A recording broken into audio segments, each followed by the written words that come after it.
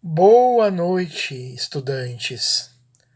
Hoje nós continuamos a análise dos sistemas de governo. O tema de hoje é o semipresidencialismo. Semipresidencialismo. Eu começo explicando que o semipresidencialismo se define por três características. A primeira delas é a eleição direta do presidente da República.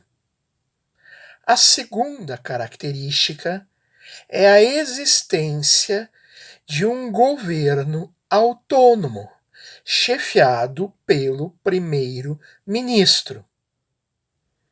E a terceira e muito importante característica é a dupla confiança, ou seja, o gabinete, liderado pelo primeiro-ministro, é responsável perante a maioria parlamentar e também perante o chefe de Estado, que é esse presidente da República eleito diretamente. Então não esqueça das três características: eleição direta do presidente da República, existência de um governo autônomo, um gabinete chefiado pelo primeiro-ministro e dupla confiança. Esse gabinete, esse governo chefiado pelo primeiro-ministro é responsável perante a maioria parlamentar e também perante o presidente da República. Agora passo a explicar cada uma das características. O semipresidencialismo, primeira característica, é obviamente republicano. E é republicano, dentre outras razões, porque há um presidente da República eleito diretamente. Esse presidente da República, ele é apenas chefe de Estado. Ele é só chefe de Estado. Mas será um chefe de Estado com poderes reforçados. Lembrem bem, chefe de Estado eleito diretamente com poderes reforçados. No parlamentarismo clássico, o centro de gravidade da política é o parlamento. Aqui, com a eleição direta do presidente da República, estamos na primeira característica ainda, com a eleição direta do presidente da República, surge um novo polo de poder político ao lado do parlamento e talvez a rivalizar com o parlamento. Esse novo polo é o presidente da República. Quem quer que se elege diretamente passa a ter uma legitimidade mais forte do que aqueles que se elegem de forma indireta. No nosso objeto de estudo, temos esse presidente que é só chefe de Estado, mas é eleito diretamente, com poderes reforçados. Quais são esses poderes?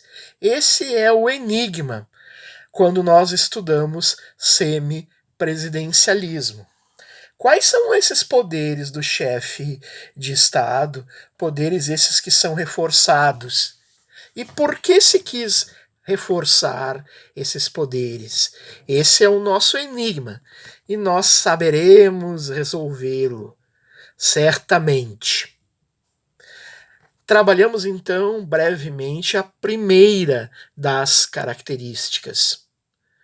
Agora vejamos a segunda. A segunda é igualmente importante. Mantém-se no semipresidencialismo a distinção entre chefe de Estado, que é o presidente da República, e chefe de governo, o primeiro-ministro. Conserva-se essa distinção. O governo está nas mãos do primeiro-ministro. Mas é um primeiro-ministro obrigado a conviver com um chefe de Estado mais forte. Há consequências, então, nessa convivência, nesse novo desenho. Terceira coisa, e muito importante, é a dupla confiança, ou, se quiserem, expressão equivalente, dupla responsabilidade. O primeiro-ministro e, claro, o restante do gabinete são responsáveis perante a maioria parlamentar e perante o chefe de Estado, presidente da República, eleito diretamente. Estamos a falar de responsabilidade política.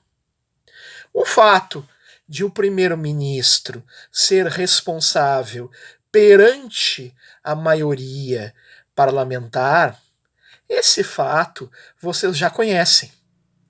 A maioria parlamentar, se quiser, aprova uma moção de desconfiança e derruba o primeiro-ministro. Então, o primeiro-ministro depende, óbvio, da confiança da maioria parlamentar. Mas o fato novo, e também é regra jurídica nova, o primeiro-ministro, pobre primeiro-ministro, é responsável também perante o presidente da República. Isso quer dizer, note bem, que o presidente da República, se quiser, pode demitir o primeiro-ministro contra a vontade da maioria parlamentar. Olhem o que eu estou dizendo. O primeiro-ministro pode ser demitido pelo presidente da República, ainda que esse primeiro-ministro desfrute do apoio, da sustentação da maioria parlamentar. Então, o primeiro-ministro, pobre primeiro-ministro no semipresidencialismo, é servo de dois senhores. Eu costumo usar uma metáfora nesse caso. Imaginem a figura de um homem, e aí esse homem é o primeiro-ministro. Esse homem está em um rio caudaloso, profundo, e esse homem está com um pé em uma pedra e o outro pé afastado em outra pedra. A primeira pedra que o sustenta nesse rio caudaloso é, óbvio, a maioria parlamentar. A segunda pedra que o sustenta nesse rio caudaloso é o presidente da República. Se você tirar qualquer uma dessas pedras, esse homem, o primeiro-ministro, cai, se afoga e, ao menos politicamente, perece. Então, o primeiro-ministro, ele é dependente de duas forças políticas distintas dessa vez. Ele é dependente da maioria parlamentar, como disse eu, e dependente também desse presidente da República com poderes reforçados. Notem que aqui aparece uma primeira ideia de solução para o nosso enigma. O presidente demite o gabinete contra a vontade da maioria parlamentar.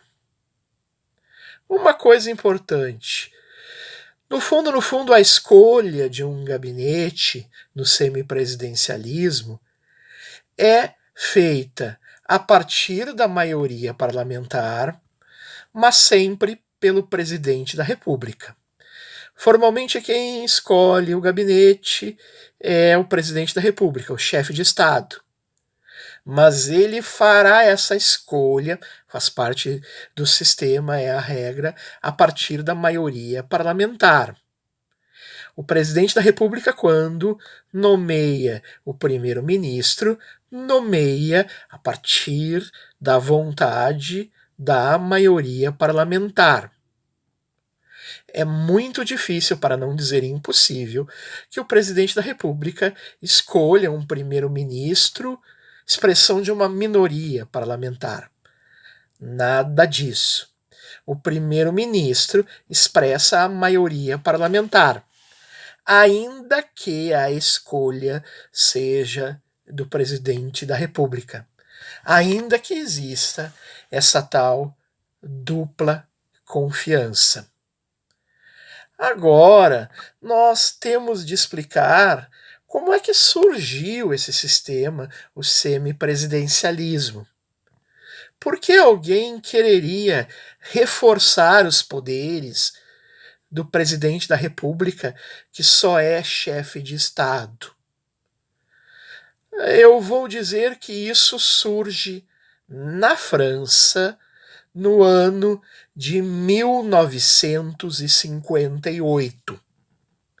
O semipresidencialismo é uma decorrência direta e imediata da Quinta República Francesa.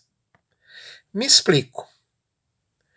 Quando termina a Segunda Guerra Mundial, a França elabora uma Constituição Francesa de 1946, e essa Constituição, elaborada pela França, ela é partidária, ela escolhe um parlamentarismo republicano clássico.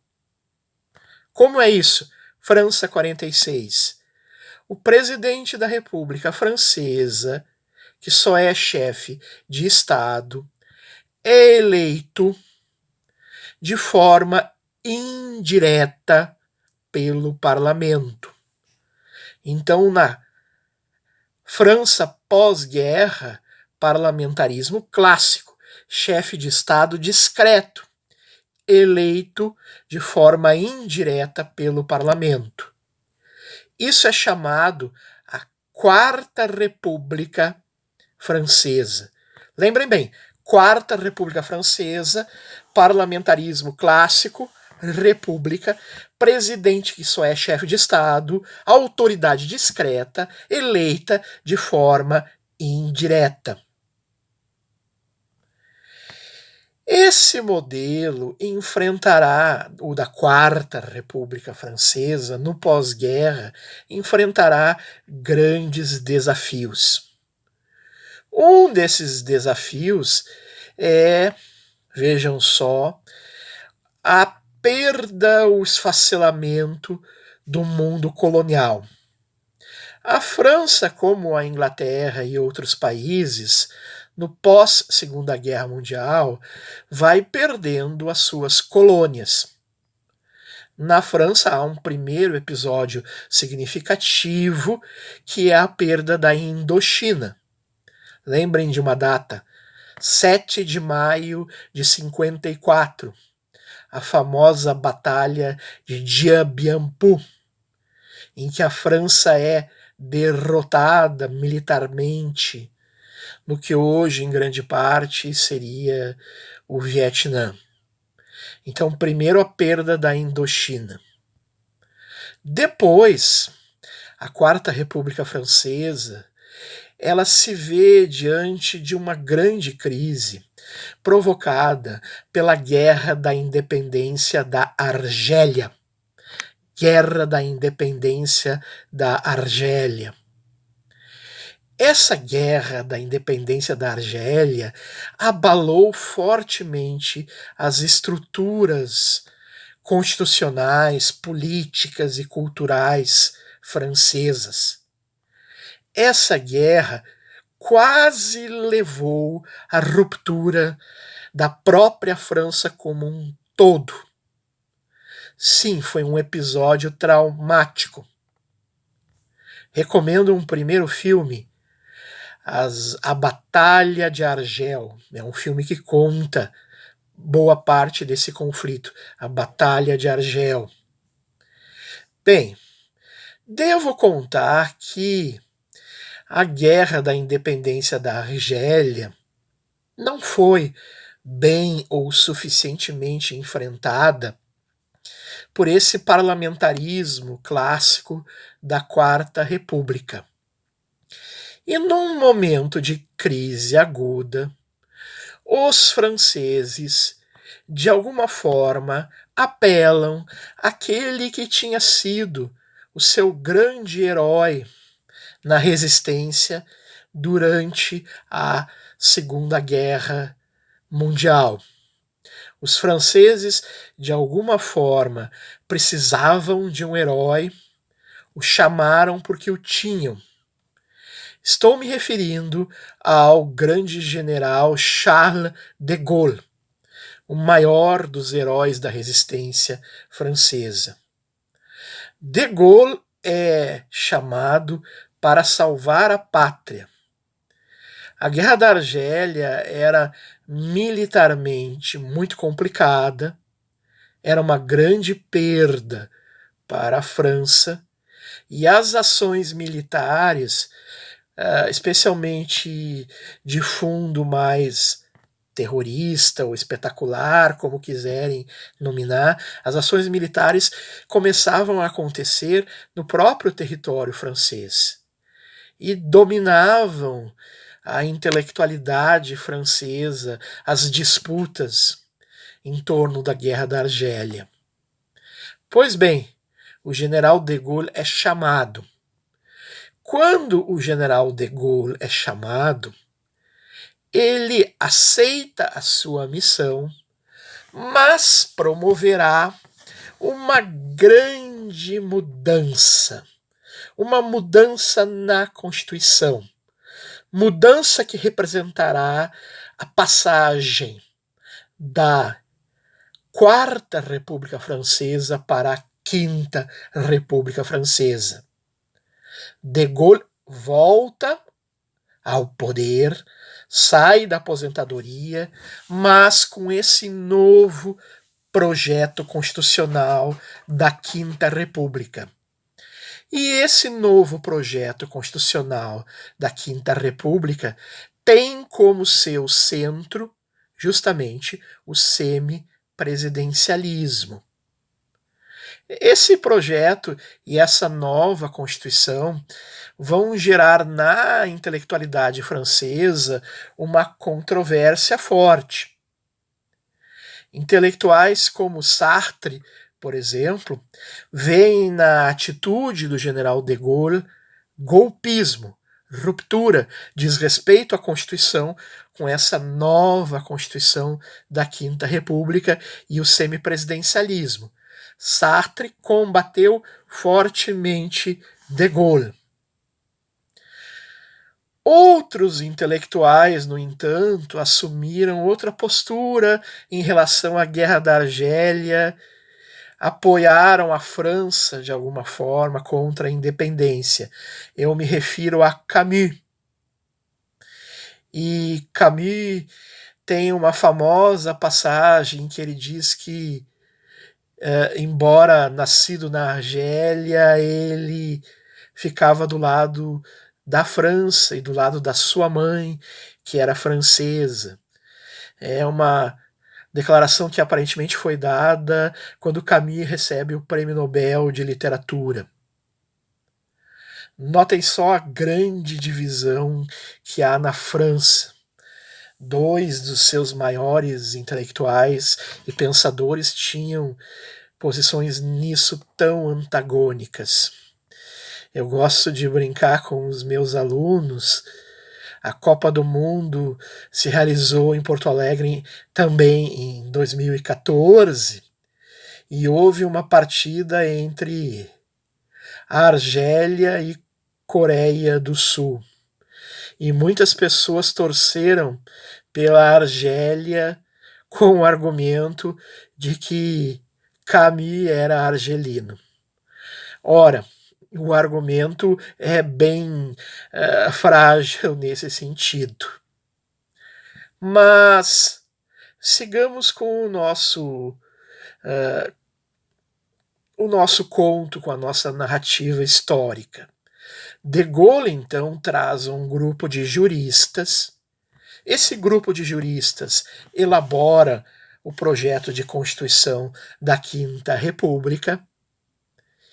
E não houve Assembleia Nacional Constituinte, não houve convocação de Assembleia Constituinte. Uma comissão de letrados da confiança do general elabora esse projeto, e esse projeto, depois de elaborado, é aprovado num referendo com vasta vitória para o general de Gaulle.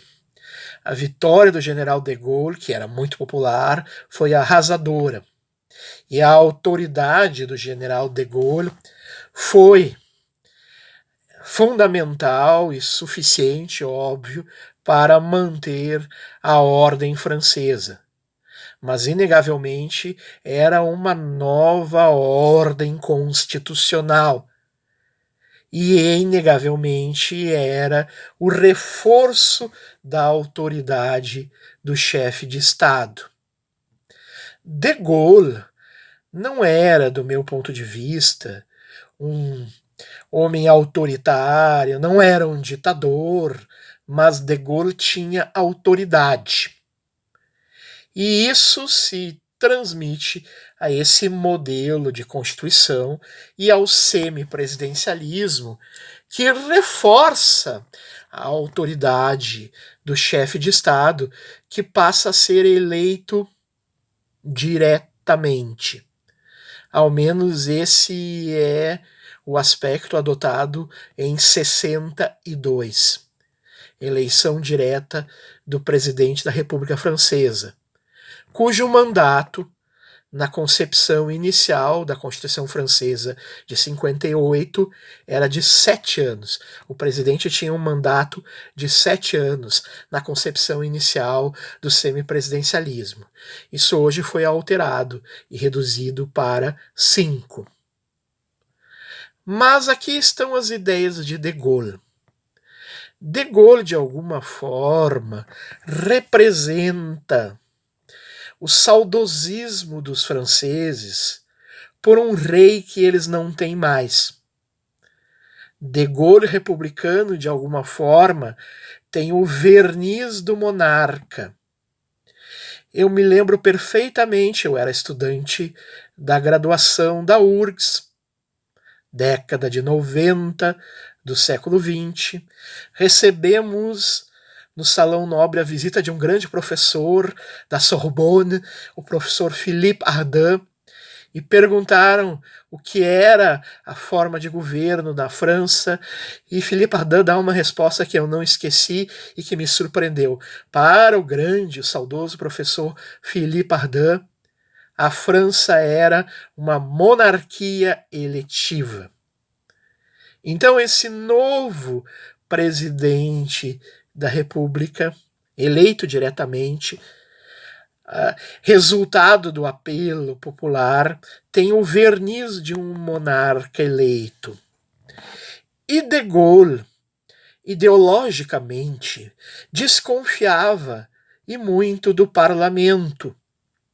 Desconfiava das divisões, das querelas que os partidos políticos promoviam no parlamento.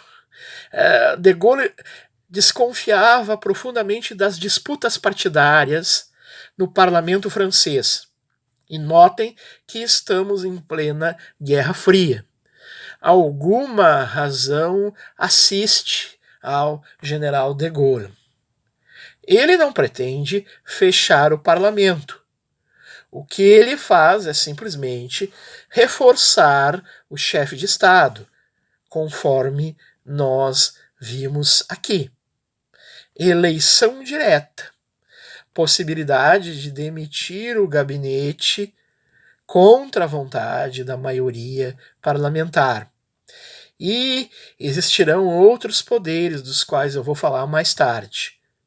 O fato é que, para desespero de Jean-Paul Sartre, o referendo aprova a Constituição Francesa da Quinta República e o semipresidencialismo com uma larguíssima maioria.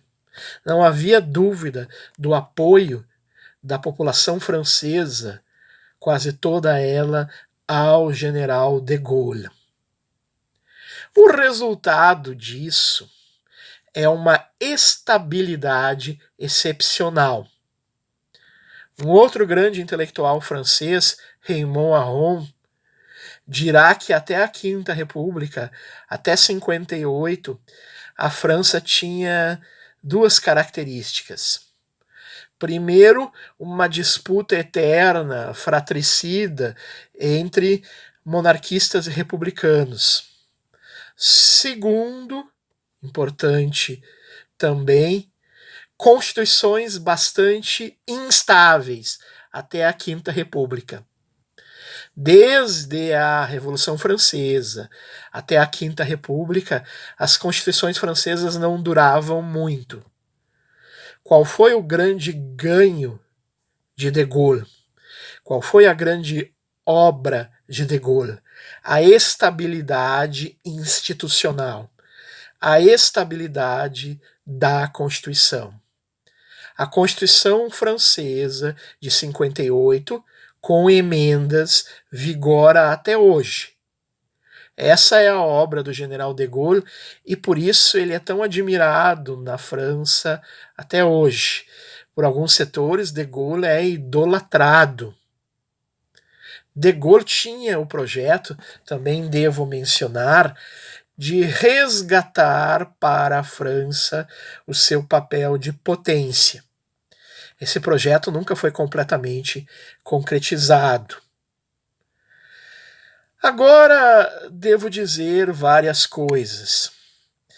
Primeira coisa, existe ainda em mãos do presidente da República Francesa, da Quinta República, da Constituição Francesa de 58, existe um poder inusitado.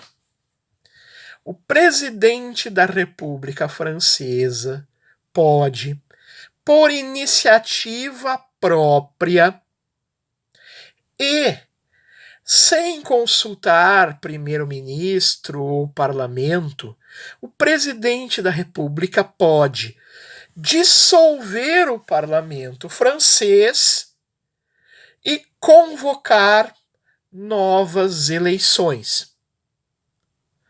Veja só, você ouvindo isso se pergunta, mas isso não havia lá no parlamentarismo clássico? Não. No parlamentarismo clássico, formalmente, quem decreta a dissolução ou é o monarca ou é o presidente da República.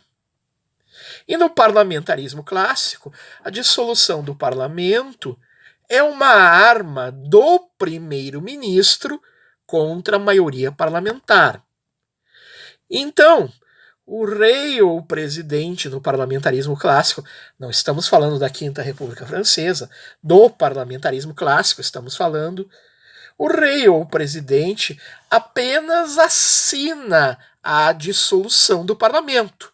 A decisão, note bem, de dissolver o parlamento e convocar novas eleições no parlamentarismo clássico é do primeiro-ministro, porque a dissolução é uma arma do primeiro-ministro contra a maioria parlamentar que não mais lhe é fiel. Agora, no semipresidencialismo da Quinta República Francesa, nós teremos outra coisa. Aqui, quem decide dissolver o parlamento é o presidente da República. É decisão dele, é poder político dele. A dissolução do parlamento, então, passa a ser uma arma do presidente da República Francesa contra a maioria parlamentar. Devo mencionar 2 episódios significativos de dissolução do parlamento. Não são os únicos, mas são os mais significativos do ponto de vista didático, com o primeiro presidente da República na Quinta República Francesa, General Charles de Gaulle. Quais são esses episódios significativos? Num determinado momento, tínhamos presidente da República de Gaulle, de direita.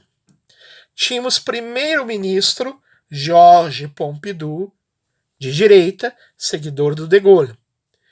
E parlamento francês, maioria de direita, alinhada a de Gaulle. Mas o parlamento, num determinado momento, briga com o primeiro-ministro Pompidou e decide aprovar uma moção de desconfiança para derrubar o Pompidou. E aprova a moção de desconfiança, derruba o Pompidou. De Gaulle, numa manobra muito arriscada, o que é que ele faz? Sentindo-se traído pela própria maioria parlamentar.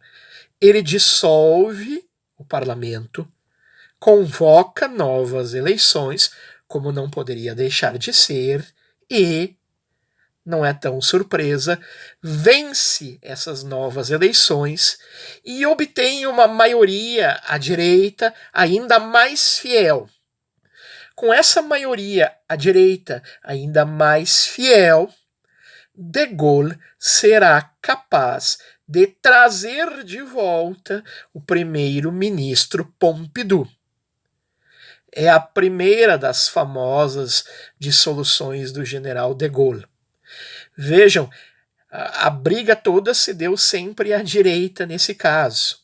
E o que o de Gaulle obteve foi uma maioria ainda mais fiel do que aquela que havia inicialmente. E o que ele obteve foi a volta de Pompidou. Georges Pompidou, mais adiante, será o segundo presidente da Quinta República Francesa.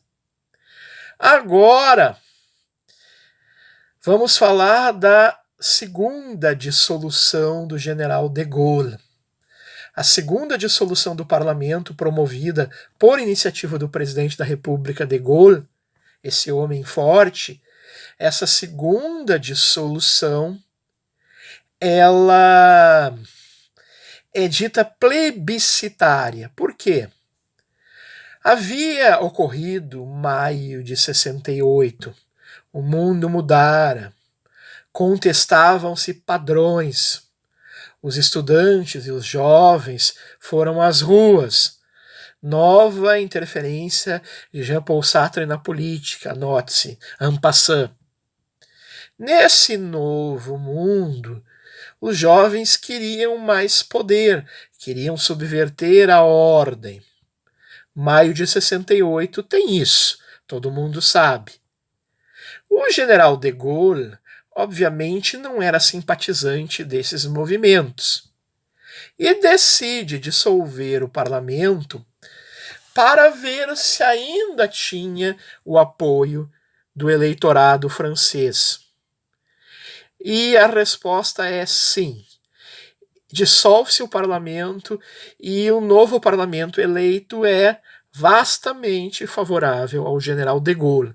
Ou seja, o eleitorado francês, em sua grande maioria, rejeitava maio de 68. Essas duas dissoluções são muito perigosas. Pensem bem, porque se o presidente perde, ele recai numa grande crise de legitimidade. E provavelmente, se ele perde, terá de se demitir. Esse é um problema, um grande risco para a dissolução patrocinada pelo presidente da República. Continua a existir no semipresidencialismo francês a dissolução solicitada pelo primeiro-ministro, mas sempre com uma possível reticência já do presidente da República.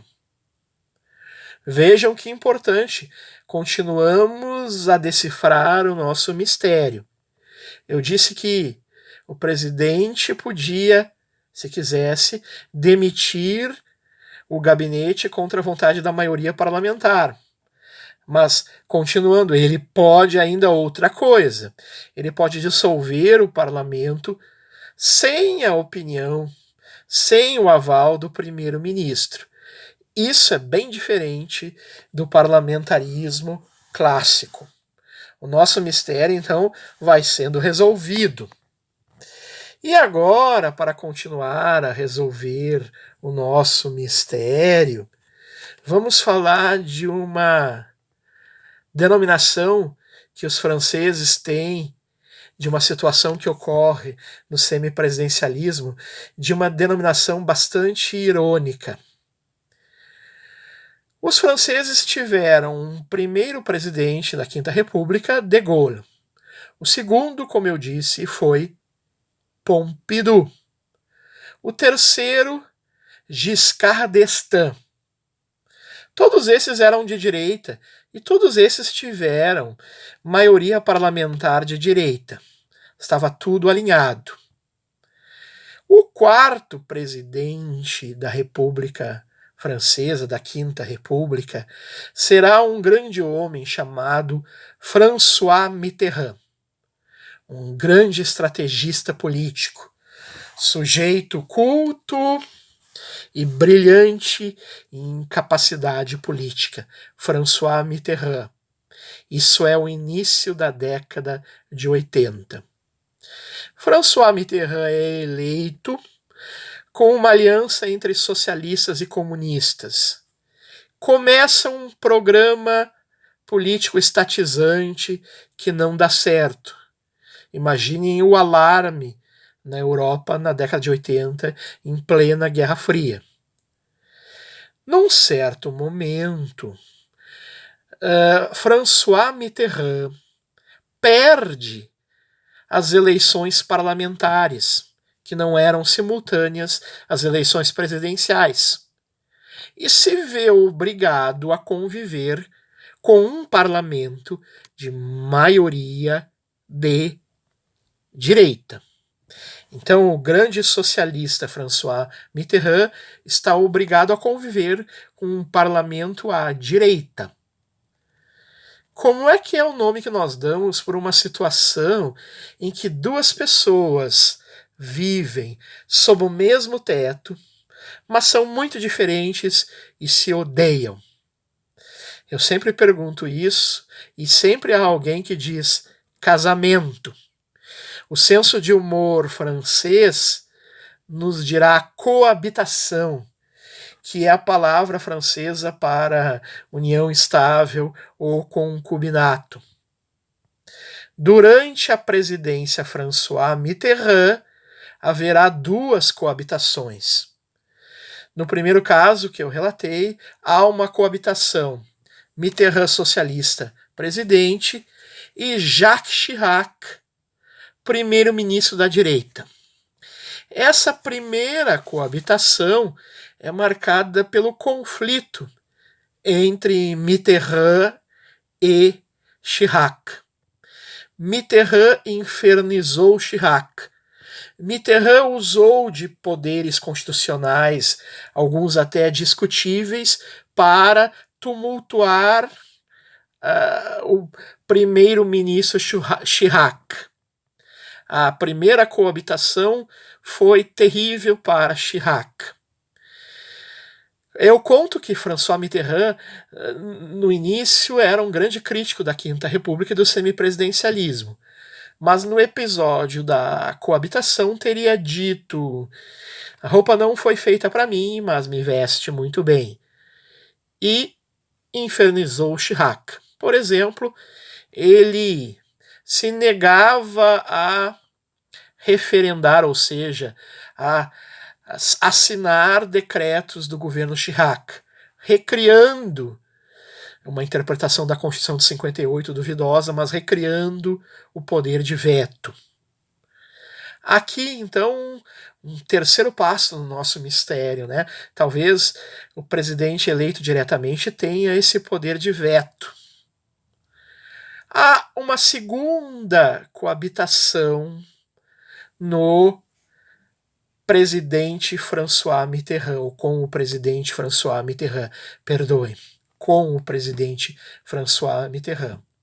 Eu conto que, com todo esse tumulto, ele viveu 7 anos de um primeiro mandato, o seu primeiro septenato, e, para a surpresa geral, grande estrategista, Mitterrand vence as eleições e se então elege para um segundo mandato de 7 anos, o segundo septenato. Nesse segundo septenato, lá para o final, há uma nova coabitação. A coabitação Mitterrand presidente à esquerda e depois o primeiro-ministro é Édouard Balladur, novamente da direita, embora de uma direita mais liberal do que aquela gaullista de Chirac.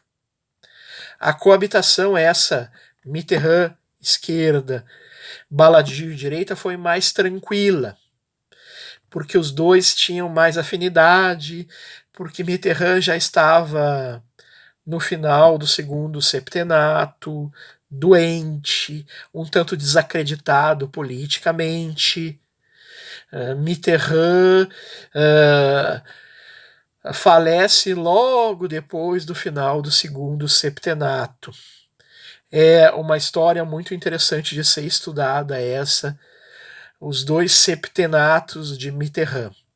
Porque Mitterrand representou um socialismo democrático e reformista na França, em um projeto com fracassos e sucessos e com essas 2 coabitações. A terceira coabitação, ela surge mais adiante com o 5º presidente da Quinta República Francesa, com o 5º presidente sob o semipresidencialismo. O 5º presidente foi justamente Chirac, Jacques Chirac, direita francesa gaullista tradicional. E aí, lá pelas tantas, ele perde as eleições parlamentares e o primeiro-ministro será o socialista Lionel Jospin. Lionel Jospin. A terceira coabitação é com sinal trocado, porque tem um presidente de direita e um primeiro-ministro de esquerda. Foram essas 3 apenas. Agora, já é mais difícil haver coabitações, não impossível, porque reduziram o mandato do presidente na França para 5 anos, por uma emenda constitucional, e tornaram simultâneas as eleições parlamentares e as eleições presidenciais. São detalhes de funcionamento do semipresidencialismo, obviamente, mas é fascinante ver isso funcionando. Tenho 2 coisas a dizer importantes no segmento dessa aula. A primeira delas, o semipresidencialismo é um nome enganoso, um nome engana. E por quê? Porque o semipresidencialismo, na verdade, é uma variação de parlamentarismo. Notem, sublinhem o que eu estou dizendo. O semipresidencialismo é uma variação do parlamentarismo, é uma espécie de parlamentarismo. E por quê? Porque, primeiro, ele mantém a distinção entre chefe de Estado e chefe de governo. Segundo, porque o governo, o gabinete do primeiro-ministro, segue responsável perante a maioria parlamentar. Então, o semipresidencialismo é um tipo de parlamentarismo porque ele mantém a distinção chefe de Estado e chefe de governo, e segundo, porque ele mantém a responsabilidade política do governo perante a maioria parlamentar. Então é um parlamentarismo no qual solucionamos o nosso mistério, se reforça e muito a autoridade do chefe de Estado, presidente da República, eleito diretamente. Por isso que o Philippe Ardant dirá que a França será uma monarquia eletiva. Talvez aí a explicação para a grande estabilidade lograda pelas instituições francesas a partir da Constituição Francesa de 58 e da Quinta República Francesa. O nome semipresidencialismo foi criado pelo grande jurista Maurice Duverger, que eu tanto indico nas minhas aulas. O grande Maurice Duverger, autor de grandes clássicos como Os Partidos Políticos, ou As Modernas Tecnodemocracias, ou Os Laranjais do Lago Balaton, em que ele analisa os problemas do socialismo. Ele, Duverger, que era socialista. Eu citei nessa aula dois grandes autores clássicos franceses que vale a pena ler. Raymond Aron, o grande sociólogo, mais conservador, interessantíssimo, autêntico, intelectualmente muito honesto, e Maurice Duverger, igualmente profícuo, esquerda democrática francesa. Foi Duverger quem criara a expressão semipresidencialismo. Mas, na verdade, o nome engana. Não adianta, perdão da metáfora, pintar um urubu de verde, chamá-lo de meu louro. Ele não será papagaio. Semipresidencialismo é uma espécie de parlamentarismo. E vocês sabem onde é que está a origem do chamado semipresidencialismo? Na Alemanha da República de Weimar. Origem que os franceses resistem em admitir. E por quê? Porque, como disse um autor na RDP, na Revista de Direito Público Francesa, Weimar é a avó indigna do semipresidencialismo francês. Mas vejam, é um sistema que criou raízes na França e se expandiu a ponto de ser adotado em Portugal, em países da Europa dita oriental que saíam do comunismo. O semipresidencialismo se expandiu. Ele é praticado de forma diferente em muitos países. Se fala em